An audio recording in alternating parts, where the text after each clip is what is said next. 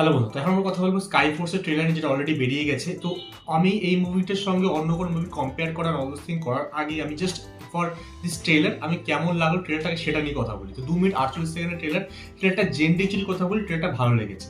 কেন ভালো লেগেছে? ফার্স্ট অফ অল ফার্স্ট হাফে মানে ফার্স্ট হাফে যেটা দেখা ট্রেলারটার স্টার্টিং এ যখন আইয়ুব খানের অ্যাকচুয়াল ভয়েস শোনানো হয়, আই থিঙ্ক 60s এর ঘটনাটা, তো সেইটা বেশ ভালো লেগেছে। এবং তখন যে পাকিস্তান আমাদের উপর অ্যাটাক করে এবং সেখানে যে রিয়েলিজম ব্যাপারটা, সেখানে অ্যাটাক হচ্ছে, লোকজন মারা যাচ্ছে এবং কিভাবে অক্ষয় কুমার বাঁচার চেষ্টা করছে, আরেকটা বীর বলে ওকে নেওয়া হচ্ছে, বীর পাহাড়িয়া আই থিঙ্ক।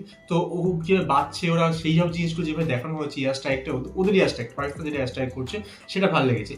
রিটারিটি যে ইন্ডিয়া এয়ার স্ট্রাইক করছে পাকিস্তানের উপর, সেরকম ডায়লগটা ভালো, কন জানা বলতে তারা বাপ ভারত, ঠিক আছে, এরকম কিছুটা বলছে, সেটা ভালো লাগছে। এবার অ্যাটাকগুলো যেগুলো হচ্ছে, এইখানে ভিজুয়াল এফেক্ট আমার মনে হচ্ছে একটু খামতি আছে, স্পেশালি যখন ট্রেনটা অ্যাটাক করছে অবস্থিং দেখে বোঝা যাচ্ছে এখন খামতি আছে।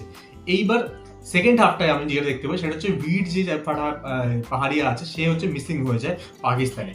এইবার ইন্ডিয়াতে এবার শুরু হচ্ছে যে মানে অ্যাকশন ব্যাপারটা সেটা বহু স্টার্টিং শেষ হয়ে গেল। এবার মিডল পার্টে মানে সেকেন্ড হাফে এসে কিন্তু পুরোপুরি এটা ড্রামা বেস হয়ে যাবে এবং এন্ডে গিয়ে মেবি আবার কোনো অ্যাকশন দেখতে পারি, বাট মিডল পার্টে এসে যেটা হচ্ছে সেকেন্ড হাফটা সেটা পুরো ড্রামা বেসড হয়ে যাবে, যেখানে কি দেখানো হবে যে ইন্ডিয়া কোন রকম অ্যাকশন নিচ্ছে না, যেখানে একটা সোলজার তার মা বাবা তার বউ বাচ্চা ছেড়ে ইন্ডিয়ার জন্য, ভারতের জন্য, নিজের পেট্রিয়টিজমের জন্য, নিজের দেশাত্মবোধের জন্য লড়ে যাচ্ছে এবং সে হারিয়ে যাওয়ার পরে ইন্ডিয়ার যে গভর্নমেন্ট তারা কোনো অ্যাকশন নিচ্ছে না।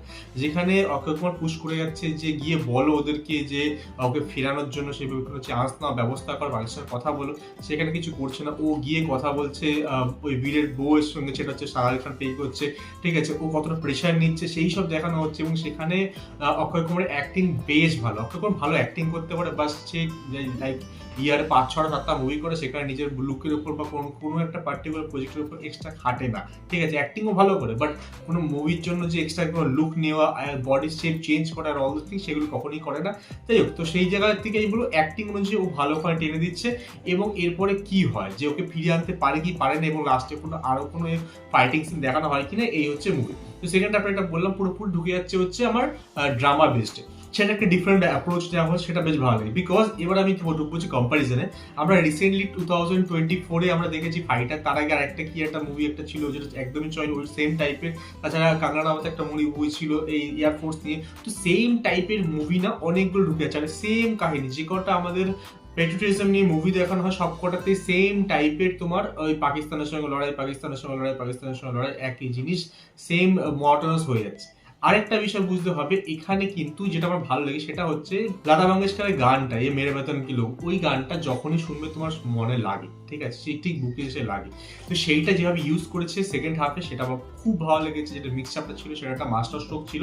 তাছাড়া আমি বলবো যে এখানের ভিজুয়াল এফেক্ট, এখানের যে ফাইটিং সিনগুলো অল দোজ থিং, সেগুলো ফাইটার মুভিতে আরো বেটার দেখানো হচ্ছে। তার দুটো রিজন, এটা একটা 60s দেখানো হচ্ছে সেই জন্য ওদের যে ফাইটিং প্লেন অ্যান্ড টেকনোলজি এটা অনেক পুরনো, তো সেখানে একটা মার খাচ্ছে।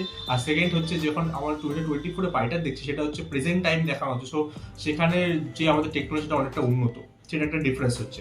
এবার হচ্ছে ভিজুয়াল এফেক্টটা ওখানে অনেক বেটার ইউজ করেছিল রাদার দেন এখানে, বিকজ ওটা প্রায় টপ গানকে কভার করার চেষ্টা, টপ গান ম্যাভরিককে মানে যেটা সুপার টুপার মানে ভিজুয়াল এফেক্ট কাজ হয়েছে, ঠিক আছে, সেই জায়গায় লেভেল মানে চেক করার চেষ্টা করছিল, সেখানে এটা অনেকটাই নিচে।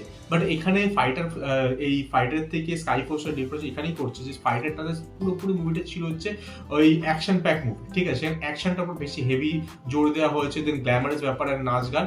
বাট এখানে আই থিঙ্ক ড্রামার উপর বেশি জোর দেওয়া হবে, যেখানে এদের প্লাস পয়েন্ট, এখানে অক্ষয় কুমার পুরো টেনে দেবে, জানার কথা অক্ষয় কুমার বউ যে অভিনয় করছে ও টেনে দেবে, বাট সারা আলি খান নতুন ছেলে বীর, এরা কতটা টানতে পারে সেটা খুব ডিপেন্ড করছে কতটা মুভিটা ভালো হবে।